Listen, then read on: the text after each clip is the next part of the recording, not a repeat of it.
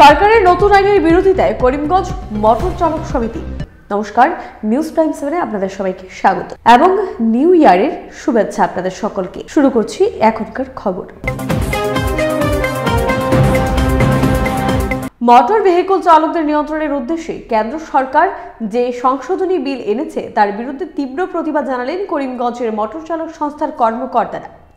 এই মর্মে সোমবার করিমগঞ্জের এএসটিসি বাসস্ট্যান্ডে উপস্থিত হয়ে কেন্দ্র সরকারের ট্রান্সপোর্ট বিভাগের নির্দেশের বিরুদ্ধে নানা স্লোগান তুলেন চালক সহ মোটর মালিকরা। সরকারের এই নতুন নির্দেশ অনতিবিলম্বে প্রত্যাহারের দাবি তুলেন উপস্থিত বিক্ষুব্ধ মোটর চালক ও মালিকরা। তারা বলেন, কোনো গাড়ি চালক কোনো সময়ই দুর্ঘটনা ঘটাতে চায় না।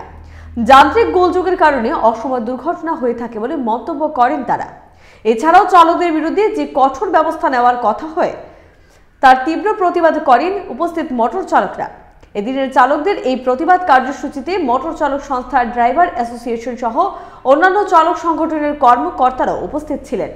Bureau report, news prime 7। News prime 7-এর অন্যান্য আপডেট নিয়ে সাথে থাকছে আমি। চোখ রাখুন এবং ফলো, লাইক, সাবস্ক্রাইব করুন আমাদের ইউটিউব এবং ফেসবুক পেজটি। আমাদের উপস্থাপনা নিয়ে কোনো মতামত থাকলে কমেন্টে অবশ্যই জানান। ধন্যবাদ।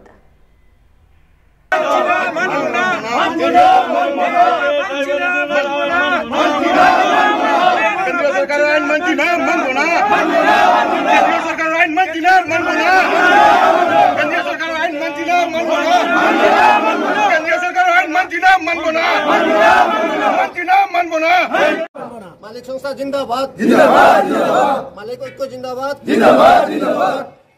শ্রমিক ইউনিয়ন জিন্দাবাদ।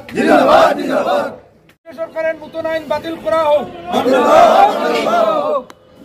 সেই আইন বাতিল করতে হবে। আমরা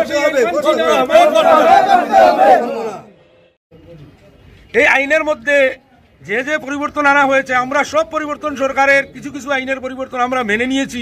সরকার আইন করেছেন, ঠিক আছে, এটা পাবলিকের জন্য সুবিধা। কিন্তু আজকের দিন যে আইন করা হয়েছে, চালককে জেলে পাঠানো হবে 10 বছরের জন্য। সে হসপিটালে নিয়ে যেতে হবে এই রুগীকে, যে অ্যাক্সিডেন্ট হয়েছে তাকে। ড্রাইভার তো কোনোদিনও অ্যাক্সিডেন্ট রিক্সা করে না। অ্যাক্সিডেন্টটা তো যান্ত্রিক গোলযোগের কারণে হয়ে যায়।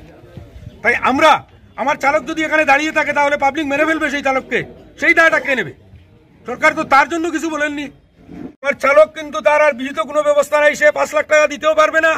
আর 10 বছরের জেল হলে তার বউ বাচ্চার কি অবস্থা হবে তা তো বলাই যাবে না। এই আইন যদি কেন্দ্র সরকার পরিবর্তন না করেন তাহলে আমরা আসামের মানুষ, বিশেষ করে করিমগঞ্জের মানুষ, আমরা চাক্কা বন্ধ করে গাড়িগুলো রাস্তার সাইডে দাঁড় করে রাখিয়ে দেবো। এই সিদ্ধান্ত আমাদের, কারণ আমরা এগুলো চালাতে পারবো না, ইনস্টলমেন্ট দিতে পারবো না, গাড়ি ইনস্টলমেন্টের গাড়ি এসে দিতে পারবো না। আমার চালক তো গাড়িটা চালাবে না, তাই আমি কি করবো? আমার ঘরে রাখার জায়গা নেই, তাই আমি রাস্তার পাশে গাড়িটা রাখিয়ে দেবো, চাক্কা জাম করে দেবো।